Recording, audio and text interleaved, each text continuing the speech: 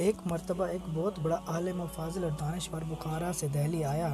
اس کی عالمانہ شہرت ہندوستان بھر میں پھیل گئی۔ لوگ اس کو بڑا نکتہ ور سمجھنے لگے۔ ہندوستان میں پھرتا پھراتا وہ ملتان بھی آیا، مگر اس نے جناب ذکریہ ملتانی سے ملاقات کرنا کسرِ شان سمجھا۔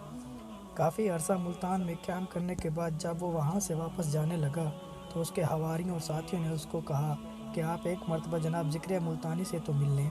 اس نے بڑی رد و قت کی اور جناب ذکریہ ملتانی سے ملاقات کرنے میں تامل ہوتا رہا، مگر اپنے ساتھیوں کے اصرار پر اس کو جناب ذکریہ کی خدمت میں ناچار حاضر ہونا پڑا۔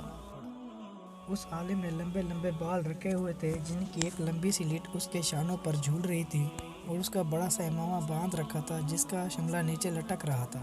جب وہ آپ کی خانقاہ پر پہنچا تو جناب ذکریہ ملتانی نے اس کو مسکراتے ہوئے مخاطب کیا کہ کندھوں پر 2 سانپ لٹکا کر آ رہے ہو۔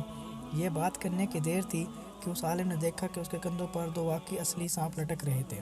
وہ اس قدر دہشت زدہ ہوا کہ اس کی ساری شیخی اور ڈینگ بازی رفو چکر ہو گئی اور دستار و جبہ ایک طرف پھینک کر آپ کے قدموں میں گر گیا۔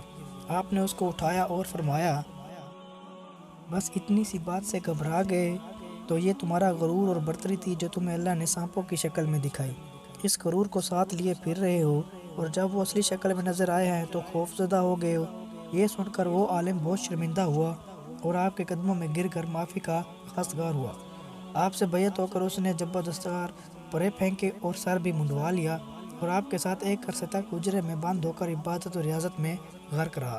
وہ ہر ایک سے یہی کہتا تھا کہ اس نے کسی مدرسے مکتب سے علم حاصل نہیں کیا، بلکہ اس نے سب کچھ جناب ذکریہ ملتانی کی خانقاہ سے حاصل کیا ہے۔